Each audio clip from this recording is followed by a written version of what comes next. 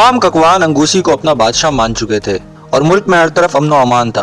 अंगूसी की ताजपोशी के मौके पर एक शानदार जश्न मनाया गया जिसमें हम भी शरीक हुए। जश्न से फारिग होकर हमने एक दिन अंगूसी से कहा, तुम्हें मालूम ही है कि हम यहाँ सर हेनरी के भाई को तलाश करने आए थे। इस मकसद में तो हम नाकाम रहे, अब हम सुलेमानी खजाने का पता चलाना चाहते हैं। इस सिलसिले में तुम हमारी क्या मदद कर सकते हो?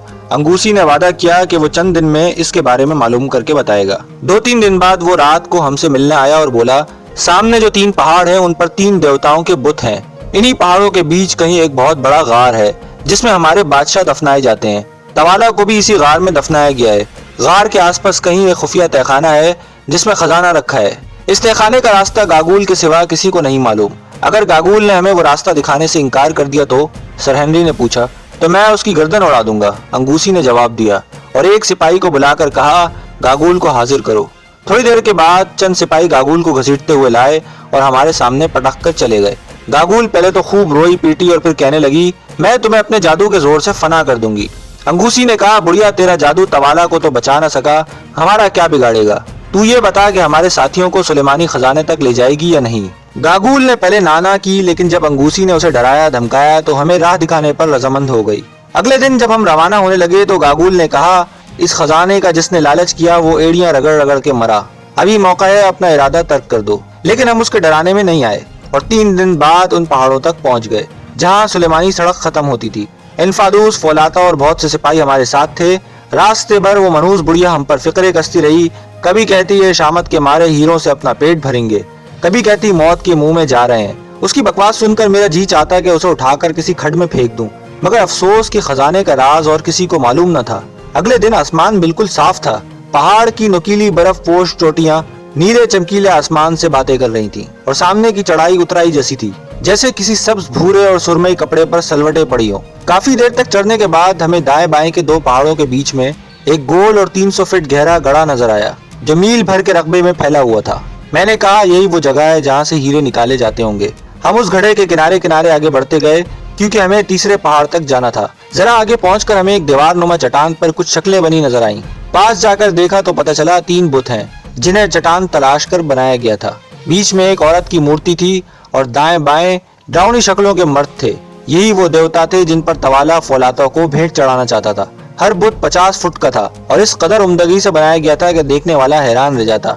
हम इन बुतों के बारे में गुफ्तगू कर रहे थे कि यकायक इनफादूस ने आकर पूछा, आप लोग मुर्दों का गार अभी देखेंगे या दोपहर के खाने के बाद? गागुल तो गार में जाने के लिए तैयार है। अभी दिन के 11 ही बजे थे और हम गार देखने के लिए इतने बेचैन थे कि उसी वक्त गागुल के साथ जाने को तैयार हो गए। अलबत्ता मैंने इतनी एहतियात की कि फौलाता से कहकर एक पिटारी में कुछ खुश्क गोश्त और पानी की छागल रखवा ली। गागुल हाथ में लाठी लिए हमारा इंतजार कर रही थी। वो ठक ठक करती आगे चल दी और हम पीछे पीछे हो लिए। पहाड़ी रास्ते पर 1-2 चक्कर काटने के बाद बुढ़िया ने हमें एक दरवाजे के सामने ला खड़ा किया जो चट्टान में बना हुआ था। हाँ गोरे लोगों, तुम्हारा इरादा नहीं बदला, तुम मेरे साथ इस गार में चलोगे? हम तैयार हैं, हमने जवाब दिया। अच्छा तो फिर चलो। बुड्ढे इनफादूस, तू भी साथ चलेगा? बुढ़िया ने भयानक अंदाज में कहकहा लगाकर पूछा। इनफादूस ने जवाब दिया, मैं नहीं जाऊंगा, लेकिन याद रख अगर गोरे सरदारों को कुछ हुआ तो मैं तुझे जान से मार दूंगा। गागुल ने कहा, ठीक है, ज्यादा बातें ना बना। उसने मट्टी का एक दिया जलाया और दरवाजे में दाखिल हो गई। गुड ने फौलाता से पूछा, तुम साथ चलोगी? फौलाता ने कहा, मामू मुझे डर लग रहा है। गुड बोला, लाओ ये पिटारी मुझे दे दो और इनफादूस के साथ वापस चली जाओ। लेकिन फौलाता ने ना तो पिटारी दी ना वापस गई। छोटे छोटे कदम उठाती वो हमारे साथ हो ली। कोई 50-60 गज तक हम एक तंग व तारीक सुरंग में चलते रहे। फिर एक मोड़ आया और हम एक बहुत बड़े गार के दरवाजे पर खड़े थे। उसकी छत कई 100 फुट ऊंची थी और लंबाई चौड़ाई का सही अंदाजा करना मुमकिन ही ना था। गार में हल्की हल्की रोशनी फैली हुई थी जैसे चांदनी छन छन कर आ रही हो। शायद ऊपर छत में जगह जगह रोशनदान बने हुए थे जिनसे सूरज की रोशनी अंदर आती थी। इस फीकी रोशनी से भी ज्यादा हैरत अंगेज चीज वो सैकड़ों सुतून थे जो कतार दर कतार खड़े थे। देखने में वो बर्फ के मालूम होते थे, लेकिन हकीकत में उस चूने के थे जो छत से कतरा कतरा टपक कर जमते जमते सुतून बन गया था। उन सुतूनों की खूबसूरती और नित नई शक्लें बयान नहीं हो सकती। बाज सुतून तो छत से जा मिले थे, बाज अभी आधे बने थे और बाज बिगड़कर अजीब व गरीब शक्लों में ढल गए थे। चूने की बूंदे गिरने से टप टप की आवाज पैदा हो रही थी। हम आगे गए तो पता चला कि दाएं बाएं और बहुत से छोटे छोटे गार भी हैं, जैसे किसी बड़ी गली से छोटी छोटी गलियां निकली हों। गार क्या था ऐसा मालूम होता था जैसे किसी तिलस्म में आ गए, लेकिन गागुल को गार से कोई दिलचस्पी ना थी। वो बड़ी तेजी से ठक ठक करती चली जा रही थी।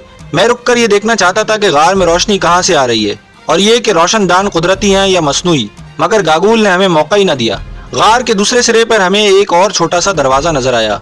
गागुल ने रुककर पूछा, गोरे लोगों, मुर्दा बादशाहों के गार में दाखिल होने के लिए तैयार हो? वो हमें खौफजदा करना चाहती थी। आगे चलो, सर हेनरी ने बेपरवाही से जवाब दिया। हम एक तंग और अंधेरी सुरंग से गुजरकर एक और गार में दाखिल हुए, जो एक बहुत बड़े कमरे की मानंद थी। शुरू में मुझे सिर्फ इतना नजर आया कि कमरे के एक सिरे से दूसरे सिरे तक पत्थर की एक बहुत बड़ी मेज बिछी है, जिसके इर्द गिर्द कुछ सफेद सफेद चीजें बैठी हैं और एक कोने में एक बहुत ऊंची चीज खड़ी है। पहले तो मुझे कुछ पता न चला कि ये क्या चीज है, लेकिन जब आंखें अंधेरे से मानूस हुई तो मैं चीख मार के उल्टे पांव भागा, और अगर सर हेनरी मुझे पकड़ न लेते तो शायद इन्फादूस के पास पहुंच कर ही दम लेता। खुद सर हेनरी के चेहरे पर घबराहट के आसार थे। गुट की गिग्गी बन गई थी और फौलाता पर गशी तारी थी। वो मंजर ही इतना खौफनाक था कि बयान से बाहर। कमरे के परले सिरे पर एक 15 फीट का इंसानी ढांचा एक हाथ में नेजा लिए और दूसरा हाथ मेज पर रखे इस तरह खड़ा था जैसे अभी अभी उठा हो। ये क्या बला है? मैंने घबरा कर पूछा। गलत जगह तो नहीं आ गए? गुड ने कहा। गागुल ने कहका मारकर कहा, ये मुर्दा बादशाहों का तहखाना है। सुनहरी आती इधर आ, मैं तुझे कुछ दिखाऊं। और वो सर हेनरी का हाथ पकड़कर उन्हें एक मेज की तरफ ले गई। हम भी साथ हो लिए। मेज के पास पहुंचकर क्या देखते हैं, वहाँ तवाला अपना कटा हुआ सर गोद में रखे बैठा है और उसके जिस्म पर मुहीन सी सफेद तह चढ़ी हुई है। इतने में टप से एक बूंद गिरने की आवाज आई और हमें पता चला कि तवाला पर चूने की बूंदें गिर रही हैं और वो रफ्ता रफ्ता चूने के पत्थर में तब्दील हो रहा है। उसके आसपास बहुत से बादशाह बैठे थे और सब के सब चूने के पत्थरों में तब्दील हो चुके थे। हमने 15 फीट के ढांचे को करीब से देखा। वो पत्थर का निहायत उम्दा मुजस्मा था और शायद मौत का देवता था। हम कुछ देर इस मेज के करीब खड़े रहे, जिसके इर्द गिर्द ककवानों के 27 बादशाह मुर्दा बैठे थे और परले सिरे पर मौत का देवता नेजा थामे पहरा दे रहा था। हम खामोश खड़े थे और गागुल मेज के गिर्द चक्कर काट रही थी। वो रुक कर कभी तवाला से और कभी किसी और बादशाह से इस तरह बात करती जैसे वो सब जिंदा हों। आखिर मैंने कहा, गागुल, अब हमें खजाने तक ले चल। गागुल ने कहा, तुम लोगों को डर नहीं लग रहा? मैंने जवाब दिया, नहीं, जल्दी करो, हमारे पास वक्त कम है। ये सुनकर गागुल हंसी और मौत के मुजस्मे के पीछे जा खड़ी हुई। इधर आओ, ये रहा दरवाजा। लो, ये मट्टी का दिया जलाकर देखो। ये वही मट्टी का दिया था जो गागुल ने पहली सुरंग में दाखिल होने से पहले जलाया था और बड़े गार में पहुंचकर बुझा दिया था, क्योंकि वहाँ रोशनी थी। खुशकिस्मती से मेरे पास माचिस की चंतीलियां भी बाकी थी। मैंने माचिस जलाई तो क्या देखता हूँ, दरवाजा वगैरह तो कुछ भी नहीं, पत्थर की एक बड़ी सी दीवार है। ये क्या मजाक है? मैंने बिगड़ कर पूछा। जिन्हें लालच ने अंधा कर दिया हो उनको कुछ सुझा ही नहीं देता। अच्छा भला दरवाजा तुम्हारे सामने है, आंखें खोल कर देखो, गागुल ने कहा। हमने दोबारा गौर से देखा तो पता चला पत्थर की पूरी सिल, जिसका वजन 20-25 टन होगा, आहिस्ता आहिस्ता ऊपर उठ रही है। 2-3 मिनट बाद एक 5 फुट चौड़ा और 10 फीट ऊंचा दरवाजा हमारे सामने था। हमें ठीक अंदाजा ना हो सका कि पत्थर की सिल कैसे ऊपर उठ गई है। शायद मुर्दा बादशाहों के कमरे में कोई बटन होगा जिसे गागुल ने आंख बचाकर दबा दिया था। सुलेमानी खजाने का दरवाजा चौपट खुला पड़ा था। मेरा दिल जोर जोर से धड़कने लगा। मैंने सोचा चंद मिनटों में हम दुनिया के अमीर तरीन आदमी बन जाएंगे। गागुल ने कहा, अंदर जाने से पहले मेरी कुछ बातें सुन ले। ये तो मुझे मालूम नहीं कि ये खजाना कहाँ से आया और किसने जमा किया। अलबत्ता ये हजारों साल से जूं का तू रखा है। सिर्फ एक बार आज से कई 100 साल पहले तुम्हारी तरह का एक गोरा किसी तरकीब से यहाँ आने में कामयाब हो गया था, मगर उसकी मेहनत अकारत गई। न जाने क्यों वो अपना हीरो से भरा चमड़े का थैला यहाँ फेंक कर भाग गया। हमारे बादशाह इस जगह इसलिए नहीं आते थे कि जो आदमी भी खजाने को देखेगा वो 1 महीने के अंदर मर जाएगा। शायद तुम्हें पता हो कि वो गोरा भी कुछ दिन बाद मर गया। गागुल की बातें सुनकर मेरा खून खुश्क हो गया। गागुल दिया उठाकर ये कहती हुई दरवाजे में दाखिल हो गई कि अंदर आओ तो तुम्हें पता चलेगा कि खजाने को देखने वाले कितने दिन जिंदा रहते हैं। मुझ पर ऐसा खौफ तारी था कि मैं अपनी जगह से हिल भी ना सका, लेकिन गुड बड़ी बेजिगरी से आगे बढ़ा और ये कहता हुआ गागुल के पीछे चल दिया कि मैं इस बुढ़िया से डरने वाला नहीं। गुड और फौलाता के बाद सर हेनरी और सबसे आखिर में मैं अंदर गया। दरवाजा पार करके हम एक बड़े से कमरे में पहुंच गए, जहाँ पत्थरों की बहुत सी सिलें कटी हुई रखी थी। कमरे के आखिर में लकड़ी का एक रंगीन दरवाजा था जिसके दोनों पट खुले हुए थे। यह है सुलेमानी खजाने का दरवाजा, गागुल ने बताया। फौलाता सुलेमानी खजाने के कमरे में नहीं जाना चाहती थी। मैंने कहा, तुम यहीं इंतजार करो, हम अभी आते हैं। दरवाजे में दाखिल होते ही सबसे पहली चीज जो हमें नजर आई वो चमड़े का एक थैला था जो जमीन पर पड़ा था। गागुल ने खुश होकर कहा, देखा मैं ना कहती थी, वो थैला छोड़कर भाग गया था। गुड ने थैला उठाकर देखा तो वो हीरों से भरा हुआ था। अरे यहीं छोड़ो इसे और आगे आओ, सर हेनरी ने मट्टी का दिया गागुल से लेते हुए कहा। अब हम कमरे के बीच में खड़े थे। कमरे की छत खासी ऊंची थी, लेकिन वो बहुत बड़ा ना था। एक तरफ हाथी के दांतों का इस तरह अंबार लगा हुआ था जैसे लकड़ी के टार पर लकड़ियां चुनी होती हैं, लेकिन हमें हाथी के दांतों से कोई दिलचस्पी ना थी। कमरे के सिरे पर हमें दीवार के साथ 10-15 लकड़ी के संदूक नजर आए। वो रहे हीरे, मैंने खुश होकर कहा। एक बक्स का ढकना टूटा हुआ था, मुमकिन है उसे रोमीरो ने तोड़ा हो। मैंने अंदर हाथ डालकर मुट्ठी भरी और जब बाहर रोशनी में मुट्ठी खोली तो मेरे हाथ में सोने के नन्हे नन्हे टुकड़े थे। ये शायद किसी जमाने में सिक्के के तौर पर इस्तेमाल होते होंगे। मैंने कहा, यहाँ इतना सोना है कि 7 पुश्तों को काफी होगा।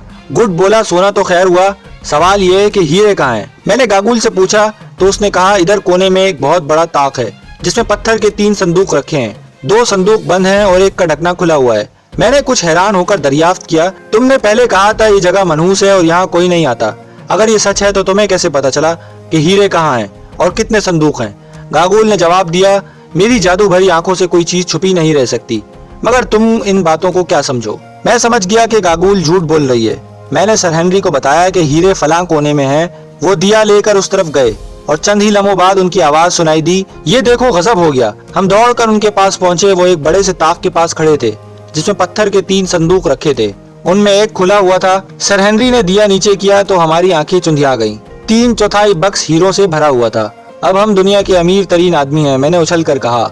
गुड भी खुश हुआ और मेरे हाथ पे हाथ मारकर बोला, हम हीरे बेचेंगे और ऐश करेंगे। अपने तो वारे नियारे हो गए। सर हेनरी ने कहा, खुश बाद में हो लेना, अभी तो इन हीरो को यहाँ से ले जाने का मसला दरपेश है।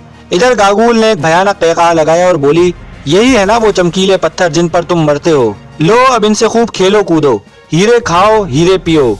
ये सुनकर मुझे हंसी आ गई। सर हेनरी और गुड भी हंसने लगे और सारा कमरा कहकाहों से गूंज उठा। गागुल भी हंस रही थी। ऐसा लगता था कि हम सब पागल हो गए हैं। जब हंसने का दौरा खत्म हुआ तो गागुल बोली, बाकी दोनों संदूक भी खोल कर देख लो, ये सब तुम्हारा ही है। हम संदूक खोलने में इतने महव हुए कि हमें गागुल का ख्याल ही न रहा।